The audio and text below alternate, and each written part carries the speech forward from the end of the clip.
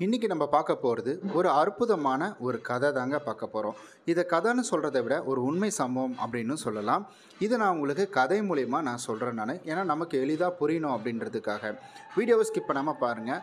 Hey guys, welcome to MSV channel. நான் உங்கள் விஸ்வநாதன். நம்ம இன்றைக்கி ரொம்ப அற்புதமான ஒரு மோட்டிவேஷ்னல் ஸ்டோரியை பற்றி தான் பார்க்க போகிறோம்.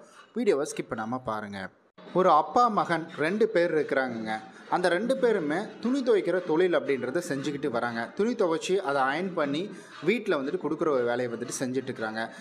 2 பேருமே தான் வந்துட்டு கஷ்டப்பட்டு என்ன பண்ணுறாங்கன்னா, அந்த துணியை ஆற்றுக்கு எடுத்துகிட்டு போகிறதும், அதை வெள்ளாவி வச்சு வெளுத்து, அதற்கப்புறமா அந்த துணியை வந்துட்டு வீட்டுக்கு எடுத்துகிட்டு வந்து காய வச்சு அதை அயன் பண்ணி மற்றவங்களுக்கு கொடுக்கறதும் வேலையாக வந்துட்டு செஞ்சிட்ருக்குறாங்க. இப்போ இவங்களுக்கு துணி துவைக்கிறதும் பெரிய வேலையாக தெரியல, அந்த துணியை காய வைக்கிறதும் பெரிய வேலையாக தெரியல, ஏன் அந்த துணியை அயன் பண்ணுறது கூட பெரிய வேலையாக தெரியலைங்க. ஆனால் பிரச்சனை என்னென்னா, இவங்களுக்கு அந்த துணியை எடுத்துகிட்டு வர்றதுக்கு, அதாவது வீட்டில் ஒவ்வொரு வீடாக போய் துணியை வாங்கிக்கிட்டு அந்த துணியை எடுத்துகிட்டு போய் ஆற்றுல போய் துவைச்சிட்டு அதுக்கப்புறம் அதை எடுத்து வந்து வைக்கிறது தான் இவங்களுக்கு ரொம்ப சிரமமாக இருக்குது. அதாவது இவங்களுக்கு போக்குவரத்து மட்டும்தான் இவங்களுக்கு ரொம்ப சிரமமாக இருக்குது. அதனால் இவங்க என்ன பண்ணுறாங்கன்னா, ஒரு கழுதை வாங்கலாம் அப்படின்னு சொல்லிட்டு முடிவு எடுக்கிறாங்க. கழுதை வாங்கலாம்னு சொல்லிட்டு முடிவு எடுத்துகிட்டு இவங்க அப்பா மகன் 2 பேருமே வந்துட்டு இவங்க கழுதை வாங்குறதுக்காக கிளம்பி போகிறாங்க. கிளம்பி போகக்குள்ள 2 பேருமே நடந்து தான் போகிறாங்க. நடந்து போயிட்டு சந்தையில் கழுதையும் வாங்கிடுறாங்க. விலை பேசி அவங்க விலைக்கு தகுந்த மாதிரி வந்துட்டு கழுதையும் வாங்கிடுறாங்க. கழுதையை வாங்கின பிறகு இவங்க என்ன பண்ணுறாங்கன்னா, கழுதையை நடக்க வச்சு இவங்களோட வீட்டுக்கு கூட்டிகிட்டு போகிறாங்க. இவங்களோட வீடு பார்த்திங்கன்னா ரொம்ப தூரங்க. இவங்களோட வீடு ரொம்ப தூரமாக இருக்குது. அதனால் இவங்க என்ன பண்ணுறாங்கன்னா, கழுதையை நடக்க வச்சே வந்துட்டு கூட்டிகிட்டு போகிறாங்க. அதற்கடுத்தது இவங்க நடந்து போயிட்டுருக்கக்குள்ளேயே ஒரு 2 பேர் வந்துட்டு ரோட்டில் நிற்கிறாங்க. அந்த 2 பேர் என்ன சொல்கிறாங்கன்னா, அப்பாவும் மகனும் முட்டாளுன்னு நினைக்கிறேன், கழுதையை வச்சுக்கிட்டு இவனுங்க என்னமோ நடந்து போகிறானுங்க அப்படின்னு சொல்லி கிண்டல் பண்ணுறாங்க. இதை கேட்ட உடனே அப்பாவுக்கும் மகனுக்கும் ரொம்ப கஷ்டமாயிடுச்சு. என்னடா நம்மளை வந்துட்டு இப்படி கிண்டல் பண்ணுறாங்களே அப்படின்னு சொல்லிட்டு இவங்க ஒரு முடிவு எடுத்து 2 பேருமே கழுதை மேலே ஏறி உக்காந்துடுறாங்க. அப்படியே கொஞ்சம் தூரம் இவங்க என்ன பண்ணுறாங்கன்னா, கழுதை மேலேயே உட்காந்து அப்பாவும் மகனும் வந்துட்டு பேசிக்கிட்டு போகிறாங்க. இதுக்கப்புறம் நமக்கு எந்த பிரச்சனையும் இல்லைப்பா, நம்ம வந்துட்டு இனி கழுதை மேலேயே துணியை எடுத்துக்கிட்டு துணி கொண்டு போய் வச்சிடலாம், நம்ம இனிமேல் வந்துட்டு சிரமமே இல்லாமல் வேலைகளை செய்யலாம் அப்படின்னு வந்துட்டு அப்பாவும் மகனும் பேசிக்கிட்டே போகிறாங்க. இப்படி பேசிக்கிட்டே போகக்குள்ள பார்த்திங்கன்னா, இன்னும் ஒரு 2 பேர் இவங்கள பார்க்குறாங்க. இவங்களைய பார்த்து, என்னடா இவங்களுக்கு மனசாட்சியே இல்லையா, அப்பாவும் மகனும் இவங்க 2 பேருமே கழுதையில் உட்காந்து போகிறாங்களே, அந்த கழுதை பாவம் இல்லையா, அந்த கழுதை ரொம்ப கஷ்டப்படாதா அப்படின்னு சொல்லி பேச ஆரம்பிக்கிறாங்க.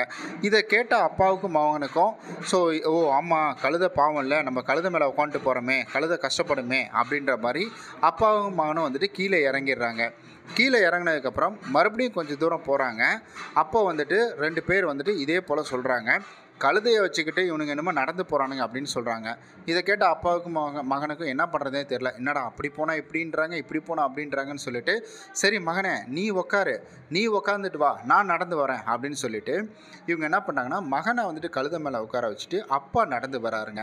இவங்க இப்படியே வந்துட்டு கொஞ்சம் தூரம் பேசிக்கிட்டே போகிறாங்க. இனி கவலை இல்லை அப்படின்ற மாதிரி இவங்களுடைய தொழிலை பற்றி பேசிக்கிட்டே போகிறாங்க. அப்படி பேசிகிட்டே போயிட்டுருக்குள்ள ஒரு வயதான பாட்டி வந்துட்டு பார்க்குறாங்க. அந்த வயதான பாட்டி பார்த்து என்ன சொல்கிறாங்கன்னா, அப்பா வயசானவர், அப்பாவை உட்கார வைக்காமல் இந்த பையன் இப்படி போகிறானே, இன்னும் இவன் இவ்வளோ மோசமானவனாக இருக்கிறான் அப்படின்னு சொல்லிட்டு அந்த பாட்டி வந்துட்டு அவங்க வாய்க்கு வந்ததை பேச ஆரம்பிக்கிறாங்க. இதை பார்த்த உடனே அந்த பையனுக்கு ரொம்ப கஷ்டமாயிடுச்சு. அப்போ அவன் என்ன பண்ணுறான்னா, ரொம்ப கஷ்டப்பட்டு, அப்பா நீங்களே மேலே வந்துடுங்க, நான் வந்துட்டு கீழே நடந்து வரேன்ப்பா, ஒன்றும் பிரச்சனை இல்லை, எனக்கு என்னப்பா, நான் நடந்து வரேன்ப்பா அப்படின்னு சொல்லிட்டு அப்பாவை கழுதை மேலே உட்கார வச்சுட்டு இவன் என்ன பண்ணுறான்னா, கீழே வந்துட்டு நடந்து வர ஆரம்பிக்கிறான். இப்போ இவங்க பேசிக்கிட்டே போகிறாங்க. ஒரு இடத்துல சாப்பிட்றதுக்கு ஒரு ஹோட்டல்கிட்ட போயிட்டு நிற்கிறாங்க.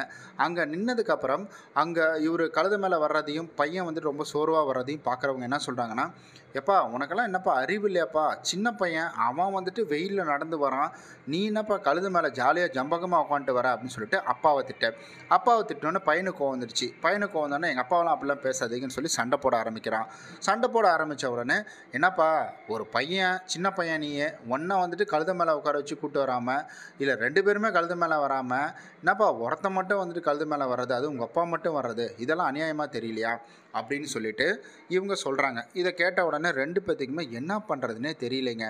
இதுக்கப்புறம் இவங்க என்ன பண்ணாங்கன்னா, அங்கே சாப்பிட்டு முடிச்சுட்டு மறுபடியும் கழுதை மேலே வந்துட்டு 2 பேருமே போக ஆரம்பிக்கிறாங்க. இதுக்கப்புறம் இந்த கதையை நான் இப்படியே சொன்னேன்னா கண்டிப்பாக உங்களுக்கு செம்ம கோவம் வருங்க. ஏன்னா கடைசி வரைக்கும் இவங்க இதே தான் பண்ணிக்கிட்டு இருப்பாங்க. இப்போ கோவம் வருது இல்லைங்களா, அதே போல் தான் நம்மளும் இதே தவறை தான் செஞ்சுக்கிட்டு இருக்கிறோம். யார் என்ன நினைப்பாங்க, யாராவது ஏதாவது சொல்லிடுவாங்களா, இவங்க தப்பாக நினைப்பாங்களா, அவங்க தப்பாக நினைப்பாங்களா அப்படின்றத யோசித்து யோசித்து யோசித்து நம்முடைய சந்தோஷத்தை நம்ம விட்டுக்கிட்டே வரோங்க. அதாவது முதல்ல கழுதையை நடக்க வச்சு தான் கூட்டு வந்தாங்க. அது யாருக்குமே தெரியாது, அந்த 2 பேருக்கு தெரியாது. இந்த 2 பேர் பேசினதை கேட்டுக்கிட்டு இவங்க என்ன செஞ்சாங்கன்னா 2 பேருமே கழுதை மேலே வந்தாங்க. அதை பார்த்தா இன்னொரு 2 பேர் என்ன சொல்கிறாங்க, இவங்களே அவதூறாக பேசுகிறாங்க. இப்போ என்ன நடக்குது, அப்பாவும் மகனும் வந்துட்டு எதுக்காக அந்த கழுதையை வாங்கினாங்க, என்ன விஷயத்துக்காக இதை வாங்கினாங்க, இவங்க எங்கே போயிட்டுருக்காங்க, எதனால் போயிட்டுருக்காங்க, எவ்வளோ காசு கொடுத்து வாங்கினாங்களா, இல்லை இந்த கழுதையை மேலே ஏறி உட்காந்து போகிறதுக்காக ட்ரைனிங் கொடுத்துருக்காங்களா அப்படின்றது கூட இந்த புரணி பேசினவங்களுக்கு தெரியாது. ஆனால் ஒவ்வொருத்தர் பேச்சுக்கும் நம்ம செவி சாய்ச்சோம் அப்படின்னா நிச்சயம் நம்மளால் நம்மளுடைய அச்சீவ்மெண்ட்டை அடையவே முடியாதுங்க. ஒரு பிஸ்னஸ் பண்ண போகக்குள்ள இந்த பிஸ்னஸ்லாம் வேணாம்ப்பா, இதெல்லாம் வேஸ்ட்டுப்பா அப்படிம்மா. நீங்கள் ஒரு நல்ல வேலைக்கு சேர போகிறீங்கன்னா அதையும் வேணாம்ப்பா, வேஸ்ட்டும்மா. நீங்கள் நல்ல படிப்பு தேர்ந்தெடுக்க போகிறீங்களா, இந்த படிப்பு போகாத, இந்த படிப்புக்கு போ, இதுதான் பெஸ்ட்டு அப்படின்னு சொல்லுவான். இப்படி ஒவ்வொருத்தரும் சொல்லக்கூடிய விஷயங்களுக்கு நீங்கள் காதை கொடுத்துக்கிட்டே இருந்தீங்கன்னா நம்ம காது அப்படின்றது செவிடாக தான் போகும். ஏன்னா செவிடா போனால் கூட பரவாயில்ல, நம்ம காது இருந்தும் பிரயோஜனம் இல்லாமல் ஆகிடும். ஒரு கருத்து கணிப்பில் கேள்விப்பட்டேன், இது எந்த அளவுக்கு உண்மை அப்படின்றது தெரியல. இப்போ நம்ம காலையில் வீட்டை விட்டு வெளியில் போகிறோம் இல்லைங்களா, வீட்டை விட்டு வெளியில் போகிறதுல இருந்து நம்ம திரும்ப வீட்டுக்கு வர்ற வரைக்கும் பார்க்குற எல்லாருமே நம்மளே ஜட்ஜ் பண்ணுவாங்களாம். இன்றைக்கி நான் வந்துட்டு எனக்கு பிடிக்காத ஒரு கருப்பு கலர் ஷர்ட்டை போட்டுட்டு போகிறேன் வெளியில். அப்போ எனக்கு ரொம்ப கில்ட்டாக இருக்குது. ஐயோ, இவன் பார்த்து இது பிடிக்கலன்னு நினைப்பானோ, அவன் பார்த்து பிடிக்கலன்னு நினைப்பானோ, இது நல்லாவே இல்லையா அப்படின்ற மாதிரி யோசிப்பேன். நான் யோசிச்சுக்கிட்டு தான் போவேன்.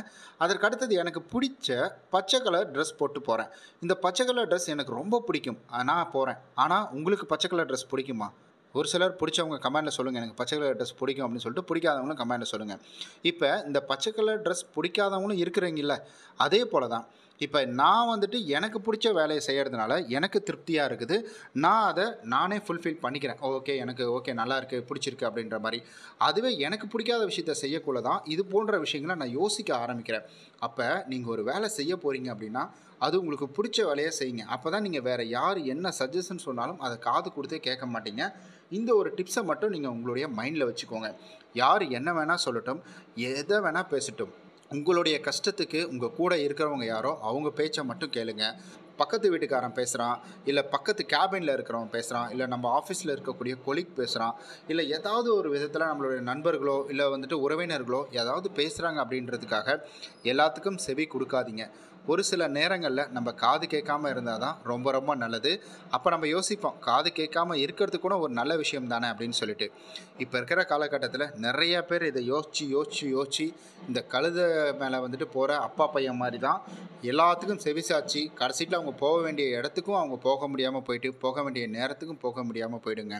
அதனால் தயவு செஞ்சு யார் என்ன சொன்னாலும் காதில் வந்துட்டு வாங்கிக்காமல் உங்களுக்கு எது சரின்னு படுதோ நல்ல விஷயத்த நல்ல விதமாக உங்களுடைய விருப்பப்படி நீங்கள் செய்யுங்க. கண்டிப்பாக வாழ்க்கை அப்படின்றது ரொம்ப சுவாரஸ்யமாகவும் ரொம்ப சந்தோஷமாகவும் அமையும். ஓகே கைஸ், ஸோ இதுடன் நம்ம வந்துட்டு வீடியோவோட எண்டுக்கு வந்துட்டோம். இந்த வீடியோ உங்களுக்கு பிடிச்சிருந்ததுன்னா மறக்காமல் உங்களுடைய கருத்துக்களை கமெண்ட்டில் சொல்லிடுங்க. உங்களுக்கு வேறு ஏதாவது கேள்வி இருந்தாலும் மறக்காமல் கமெண்ட்டில் சொல்லுங்கள். வேறு எதை பற்றினா நம்ம வீடியோ பண்ணோம்னா அதையும் கமெண்ட்டில் சொல்லிவிடுங்க. நம்ம நாளைக்கு இது போல் வேறு ஒரு சூப்பராக ஒரு மோட்டிவேஷனல் சந்திக்கலாம்.